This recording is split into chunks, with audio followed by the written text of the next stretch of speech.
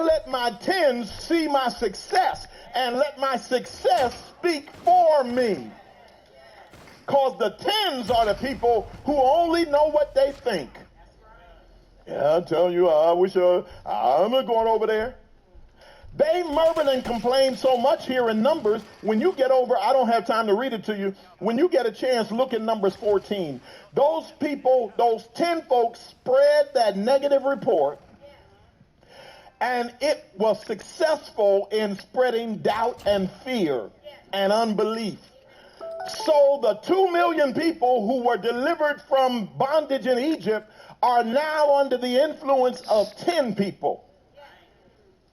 And as a result of 10 people talking smack, now you got over 1 million people out there saying, yeah, look, they've been over there. They know we shouldn't fool with that.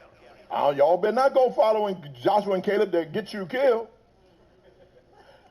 That's why you can't let the wrong people speak into your life. Because they will not get you where God is taking you. In fact, they'll guarantee you'll spend the rest of your time in your wilderness. Your wilderness is a place of mediocrity. It's a place of fear. It's a place of doubt. It's a place where you don't know what's going to happen. It is a place that you will spend your life in if you listen to the tens. Because all they can tell you is what they think, and you should know by now that doesn't mean anything. I don't need to hear what you think. You've never been there. Why am I going to listen to you? Why are you paying attention to folk who can't even figure out their own income tax? If you got to go to a tax service, you can't even figure out your own tax. Why am I going to let you lead me in how to live my life? So you got to learn to find your twos and walk with them.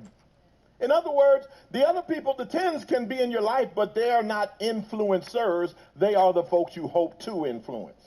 So you push them out to the outer limits of your life. Don't let them be all up close, listening to everything you say. There are certain things you don't say around your tens. When you're walking in faith, you can't, because when you speak the language of faith to tens, they can't process it. You ever talk to somebody and you're trying to share, you're excited about something you believe you need to try, even if you don't have a firm promise from God, you just see it as a possibility God's given you, and so I'm going for it, and I'm going to ask God for favor as I go. You got to kind of be like Esther.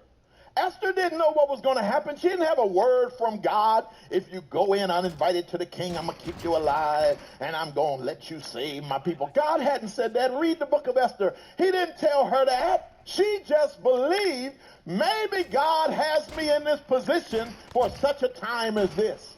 And she got that word from one of her twos, which was Mordecai. Mordecai said, girl, who knows? Maybe the reason why God put you here is so you can save us. In fact, Mordecai said to Esther, he said, now, if you don't use your clout as the queen to go in and talk to the king on our behalf, he said, no big deal. If you don't use your clout, God's going to send our deliverance from somewhere else. Oh, I love that. I have those kind of people in my life who don't put all their eggs in one basket. If she's not the answer, that's no big deal. God's going to raise up our deliverance. Stop putting your trust in people. You can't put your trust in people. You got to put it in God. People at most are a resource God uses. But don't put all your hope in people. I dare not trust the sweetest frame, the hymn says, but wholly lean on Jesus' name. On Christ, the solid rock I stand. All of the ground is sinking sand. And so Mordecai said, girl, you should go in there and use your clout. I think that's why God put you in this position. But he left it up to her. He said, if you don't go in, that's all right. God's going to deliver us. You got to have that kind of boldness. I need some of y'all who want to be salt and light to live with that level of boldness. You got to live a positive life that you state. Be on the record. Here's what I'm believing God is going to do. Here's where I'm heading. When you see me, I'm going to be where God told me and not where you thought I would end up. You got to live that kind of way in this world. And so you have to be somebody who dedicates your time to the twos. Hang out with the twos. Let the tens call you all snobby or whatever they want to say about you. No, I'm not a snob. I'm just trying to go somewhere. If I fool with you, I'm guaranteed to go nowhere. Go nowhere, because that's what you do best. Go nowhere and talk a lot. You ever met those kind of folks? Got a whole lot of game in their mouth. Oh, I tell you, one of these days, I'm sick of folk talking. We getting older. We got to get something done. One of these days, my ship going to come in. What you waiting on a ship for? One of these days. I used to have a plaque that said, my ship came in, but I was at the airport. That's the way some people live. They always got a reason why it never quite happened for them. No, you got to make this thing happen. If I go to the dock and my ship's not there, I'm going to the airport to see if my plane came in. If it didn't come, I'm going to the bus station. I'm going to the train station. I'm going to go where I'm going because God is going to send my deliverance from somewhere. So you need to be okay. Some of y'all need to be okay with securing the twos in your life. Some of y'all need to be okay with saying goodbye, at least in terms of their inner circle presence. Push them out to the far limits of your life, to your tens. I'm not saying not speak to them ever again. No, speak to them, but don't let them speak to you. Don't let them speak into where you're going. So notice what happened. The 10 started running their mouths, and Caleb silenced the people. And he said, we need to go right now. I don't even know why we're having this business meeting in the wilderness. We need to go right now. Watch what Caleb said, because we can certainly do it. He's trying to counter the message of the 10, but it didn't work. By then, the people's hearts had gone to... Have you ever been in a group where the wrong person influences them and they all go with the wrong person? It's sad to see. When you see that, you know, if I get where I'm going, and I will get there, I can't go with them. One thing you'll learn about your God, he never takes people kicking and screaming into his promises.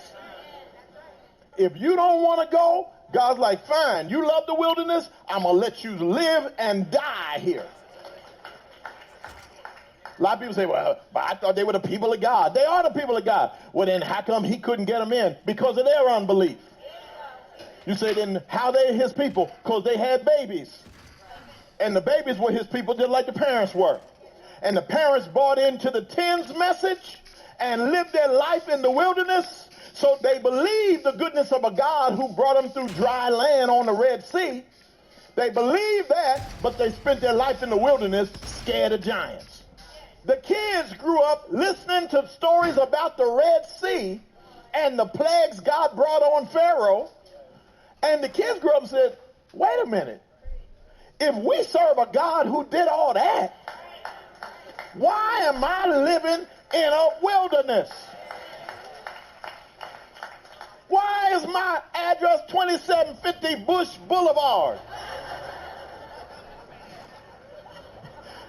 The kids didn't get it. Kids like, wait a minute, how you going to have a God who does all that and you okay living out here? So the original bunch that came through the Red Sea died in mediocrity. But their kids grew up and said to Joshua and Caleb, so tell us more about that land y'all saw. See, that's how God gets it done. He looks for folk who say, no, I don't want to hear about what God used to do. I want to hear about what God promised to do right now. I don't need to hear stories of yesteryear. I want to see that same God do it again. And I came to tell somebody, I dare you to be somebody who tells God, if you did it before, you can do it again. If you blessed him, you can bless me. You are the God of Abraham, Isaac, and Jacob, and the God of David and God of Esther, and all the people who experienced supernatural power, Daniel and all the them 3 Hebrew boys. I want my own story. Somebody needs to tell God, I want my own story of what you did. I'm so glad of what you did for them, but it's inspired me.